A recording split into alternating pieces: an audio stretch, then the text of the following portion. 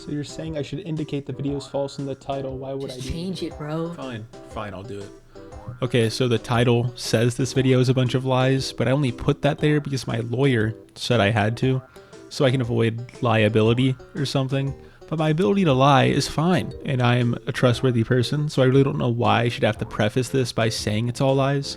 But here's around 50 never before seen facts in Banjo-Kazooie.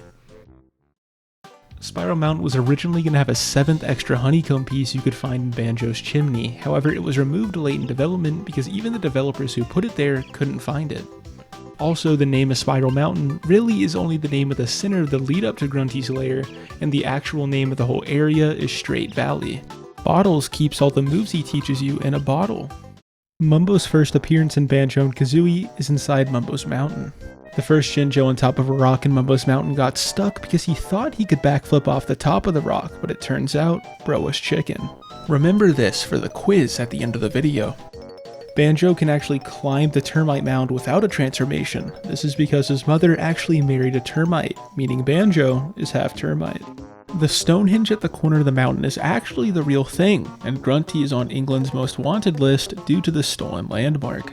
Conga is actually really stupid, because by the time you leave the level, he had thrown every single orange he had and starves, stranded on top of his tree he can't climb down from.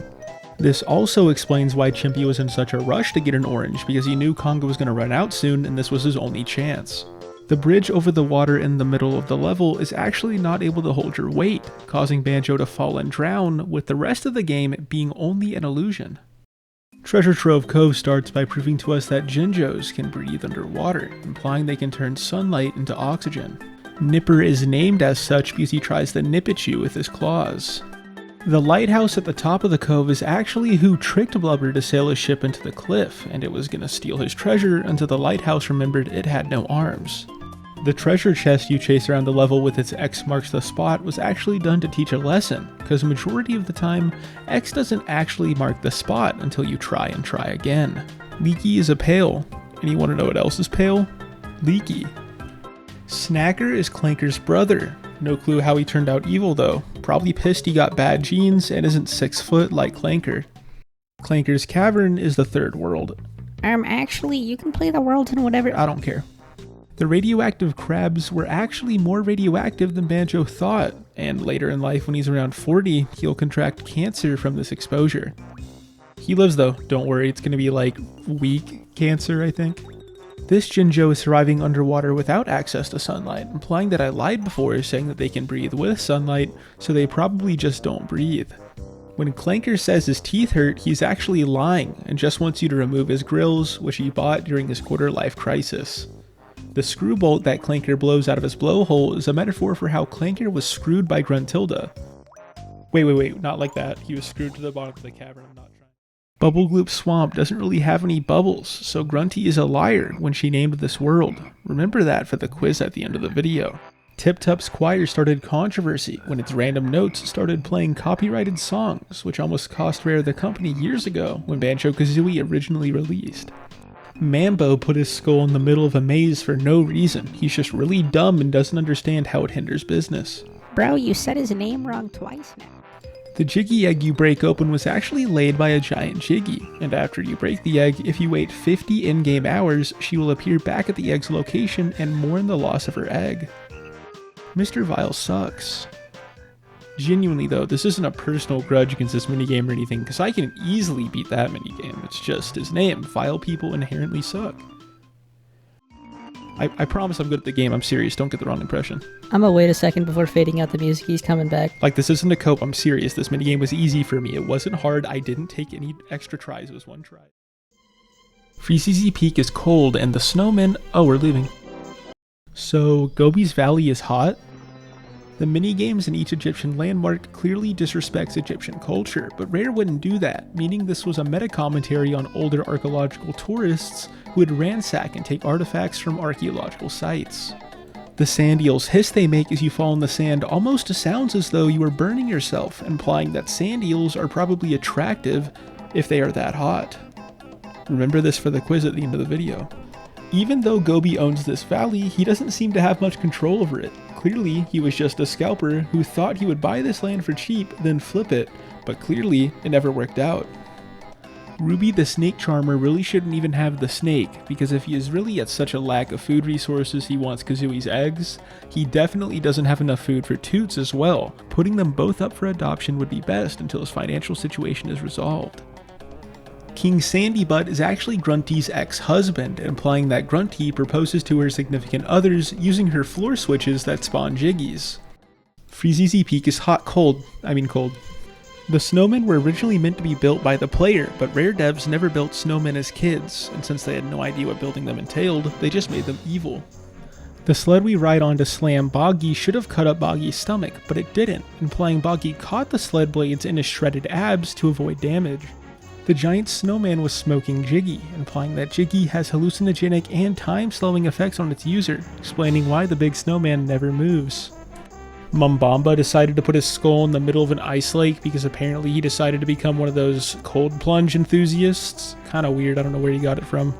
Waza acts scared of Banjo and Kazooie as a facade, attempting to hide the fact he kidnapped and kept trapped a Jinjo in his cave for the past 4 years. He was arrested later on those charges. No idea why the Twinkly Munchers eat Twinklies, because after each minigame, the 3 Munchers die due to ingesting the glass and toxic chemicals inside the Twinkly bulbs. Genuinely such a stupid trio of enemies, I don't know how they think eating glass is going to benefit them. Mad Monster Mansion is extremely scary. Despite this level being named Mad Monster Mansion, none of the monsters are really mad in the anger sense or in the crazy sense, other than the gravestone enemies, which are both, implying that old people are evil and crazy.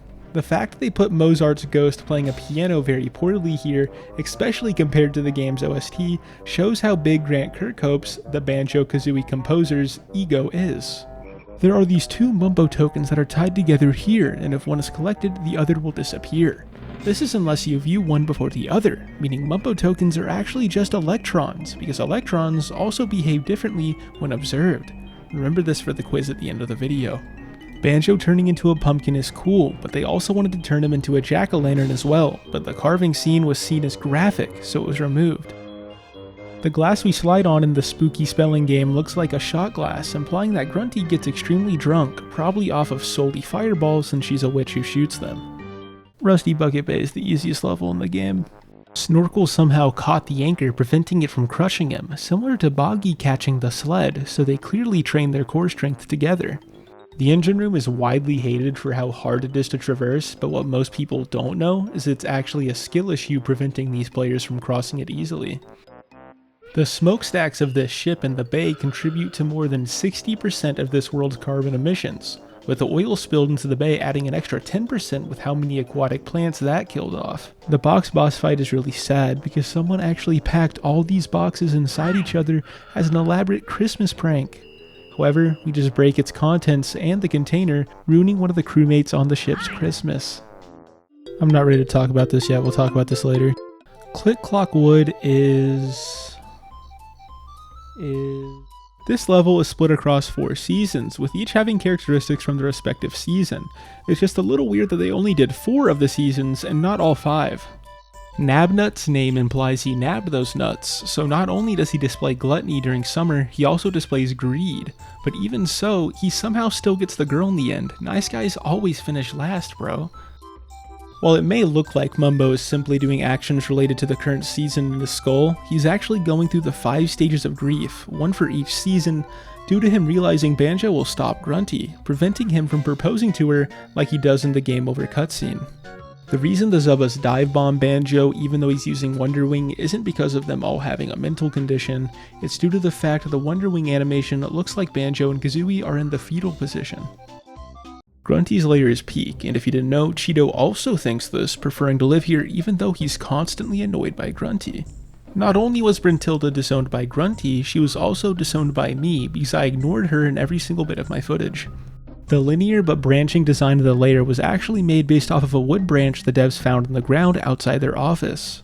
Furnace Fun is actually not as hated as most people say it is, because majority of people usually only complain about the questions it gives you, but other than that, most people are fine with this section.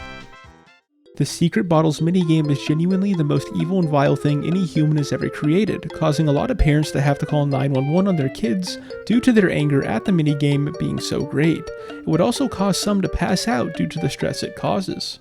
The final fight with Grunty would have ended differently if the fight took place a week later, because Grunty actually scheduled to have a railing installed on top of her lair in just a few days. But unfortunately, Banjo showed up early, even with all the levels she made to stall for time, leading her to being pushed off by the Ginginator instead of catching herself on her new railing. And that's around 50 facts about Banjo-Kazooie. If you didn't know about these, make sure to take that into account. And if you enjoyed the video, you might happen to be one of my YouTube members, and if that is true, thank you for supporting me. And if you enjoyed the video otherwise, you know what to do. What about the quiz? Oh, you remembered I said there'd be a quiz. What's the most attractive character in this game? 1, 2, 3. It's the sand eels. True or false? Are Mumbo tokens electrons? 1, 2, 3. The answer is true. Last one. True or false? Is Grunty a liar? 1, 2, 3. The answer is false, and I lied before when I called her a liar. If you can somehow prove you got this quiz right without cheating, I'll give you a prize. But the definition of prize is just I have to give y'all a thing, so I'll probably give y'all nothing if you get it right.